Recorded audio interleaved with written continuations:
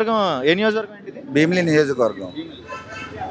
ప్రస్తుతం చూస్తున్నట్లయితే ఇక్కడ విశాఖ పార్లమెంట్ సభ్యురాలు బొత్స ఝాన్సీ గారు పోటీ చేస్తున్నారు ఎంపీగా. మీకు ఎలా అనిపిస్తుంది? అంటే గ్యాప్ వచ్చింది కదా ఈ మధ్యలో, ఈసారి గెలిచే అవకాశం ఉందా ఎంపీగా?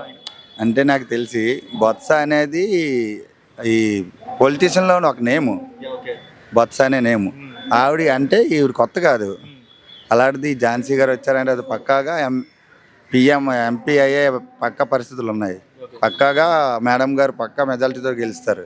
ఎందుకు అంత నమ్మకం ఏంటి బొత్స ఝాన్సీ గారి మీద? అంత నమ్మకం ఏంటి అంటే వాళ్ళు ఇప్పుడే కాదు, స్టార్టింగ్ నుండి వాళ్ళకి ఒక నేమ్ ఉంది. అందులో అవంతి గారు సపోర్ట్ కూడా ఉంది. మన ఎమ్మెల్యే గారు అవంతి గారు ఉన్నారంటే పక్కగా ఆవిడకి కొంచెం ఒక యాటిట్యూడ్ వస్తుంది పక్కా. దానివల్ల నాకు ఫుల్ నమ్మకంగా ఉంది ఝాన్సీ గారు పక్కగా ఎంపీ అవుతారని. అవంతి గారు అంటే ఇక్కడ ఒక బ్రాండ్ లాంటిది. ఇక్కడ ఎప్పుడు అపోజిషన్ పార్టీకి కానీ నెక్స్ట్ ఇక్కడ వైసీపీ పార్టీ కానీ ఏ పార్టీకి అయినా పక్కగా అవంతి గారు ఫుల్ మెజారిటీతో వచ్చేవారు. అలాగే ఈ సంవత్సరం కూడా మన అవంతి గారు ఫుల్ మెజారిటీతో వస్తారని మా ఫుల్ నమ్మకం. అండ్ ఇక్కడ youth members full following Avanthi గారికి. ఝాన్సీ గారు వ్యక్తిగతంగా ఎలా ఉంటారు? ఝాన్సీ గారిని చూసారా అంటున్నారు కదా, పాత మనిషి అంటున్నారు కదా, వ్యక్తిగతంగా ఎలా ఉంటారు? ప్రజలతో ఏమైనా కావాలంటే ఆదుకుంటారా మీకు బొత్స ఝాన్సీ గారు? ఆవిడ మమ్మల్ని మేము అయితే యాక్చువల్లీ మత్స్యకారులం. మా మత్స్యకారుల విషయానికి వస్తే ఝాన్సీ గారు మా మత్స్యకారుల భరోసా వల్ల మమ్మల్ని పక్కాగా ఆదుకునే అవకాశం ఉంటుందని మేము చాలా ఎక్స్పెక్ట్ చేస్తున్నాం.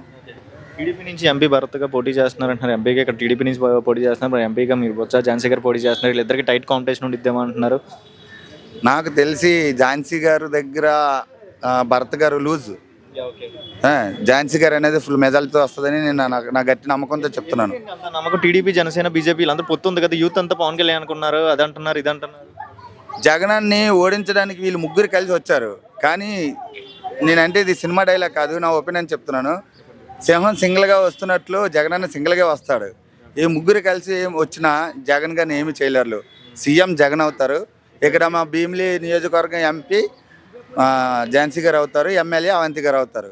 కానీ మా పక్కా మెజారిటీతో ఇక్కడ భీమిలి నియోజకవర్గంలో ఈ టీడీపీ అనేది మరి చిన్న మరుపులో కనిపించదు. పక్కాగా మన వైసీపీ వస్తుంది.